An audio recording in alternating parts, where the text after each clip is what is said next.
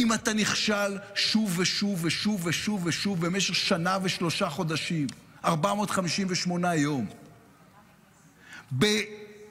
להחזיר לביתם אנשים שבמשמרת שלך נחטפו, באנשים שאתה חתום על גורלם, אז נכשלת באופן שאתה לא יכול כבר לערער עליו, ואתה צריך לעשות את הדבר הפשוט, הצנוע, שהממשלה הזו לא מסוגלת, להניח את הכובע, להגיד, נכשלתי, אני הולך הביתה.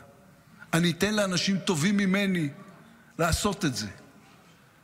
אני לא מסוגל לעמוד במחיר הפוליטי, אני אתן לאלה שמסוגלים לעמוד במחיר הפוליטי. אני לא יודע להפעיל נכון את הצבא, אני אתן לאלה שיודעים להפעיל נכון את הצבא, אבל נכשלתי, אתם נכשלתם. נכשלתם בלהביא הביתה את הילד של עיניו.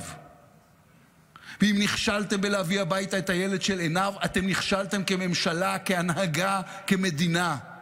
ואתם לא ראויים לשבת על הכיסאות האלה, שאותם אתם מאיישים כל כך בנוחות. זה כישלון, ועל כישלון משלמים.